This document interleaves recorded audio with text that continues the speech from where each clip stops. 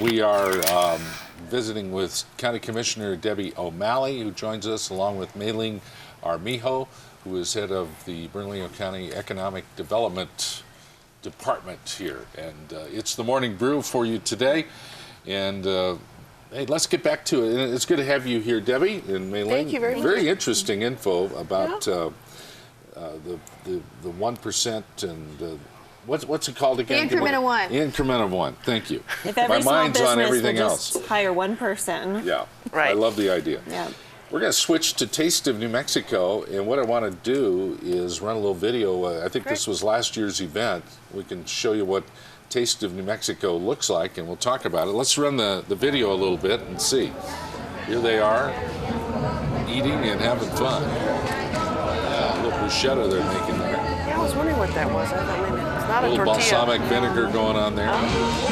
Look at me, I sound like the Food Channel. So this is all restaurants from around Bernalillo County. They come together and it's kind of like a sampling of what they have to offer, right?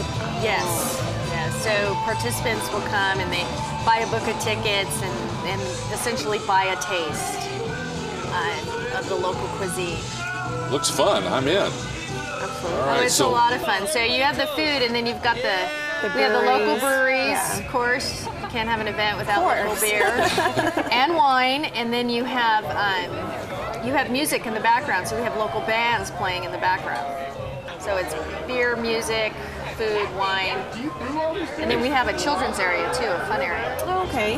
Yeah, it gives you a chance to try some of the restaurants that you may not have gone to yet and try some of their food.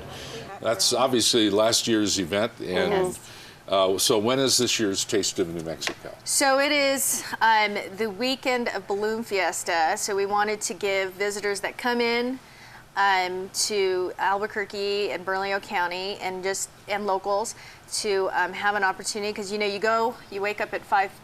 Well, you probably wake up way earlier than that, but and you go to the Balloon Fiesta, and then usually you've got this gap between that and the balloon glow or whatever the night event is, and so we wanted to give people something to do, but also promote our small businesses. And so this has been an excellent event, because the vendors that you saw there, they don't pay anything to be there. We pay for the marketing. We with sponsors, we work with them in just getting all the infrastructure and everything that they need, and all they have to do is show up and make money, hopefully, and give a taste. And usually, and what has been successful for businesses that have done it is that because they get that exposure, it's marketing that they don't have to pay for, Right. and it's really exposure that they wouldn't normally get.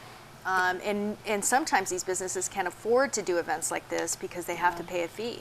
And so one of our big success stories is the cupcake business that was there. They've done so well since the Taste of New Mexico that they've already had to hire that one new employee. So that's she's great. so she's one of our What's the name big. of that company? The name escapes me, Oh, Commissioner. okay. All right. Sorry. There's a couple of cupcake. Yeah. Yeah. I was wondering which one was, They're that's pretty true. hot. Yeah. And it's so cool too, is because it's a weekend of the Albuquerque Balloon Fiesta. So you probably have family in town. It's big tourist weekend. Right. So not only are you getting the locals to try your new businesses, you have new people coming in. So it's great for exposure. This time it's going to be at the National Hispanic Cultural Center. Yeah, Oh, so we I switched. guess it was at the. It was at Civic One Civic. We switched it to the National Cultural Center because it's more space. We can do more with it,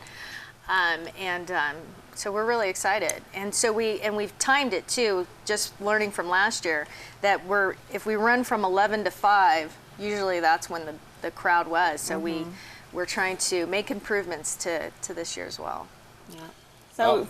Go ahead, Aaron. Oh, so are you guys looking for it to be a really big event, bigger than last year? Yeah, Always. absolutely. Yeah. Always. And I'm going to actually go this time. Yeah, I missed out last time, so I'm going to sure I make it. It's a fun event. Yeah. It is, yeah. A real quick answer on this one. You're wrapping up your fiscal year. The end of this week. July 1 is next Monday, actually. Yeah. So we asked Councilor Stebbins on this. Commissioner Stebbins. County in good financial shape going into the next fiscal year. What's your assessment? It is. I think, basically we have, just a term, I can't think of the term now. I don't want to say flat budget, but I think that's you know, the word she used. Yeah, and so far so good. You know, we're going to we're going to have less, I think, revenue as a result of the tax bill that was passed. You know, and we're going to have to figure out how to adjust for that a little bit. But of course, one of our biggest expenditure is public safety, and it's the jail. Yeah. And so it's a lot of money that goes there. It's a staggering amount of It's money. a staggering amount. It's So controlling costs there is always a challenge. It's always a challenge. Higher than education. Absolutely it is. Yes.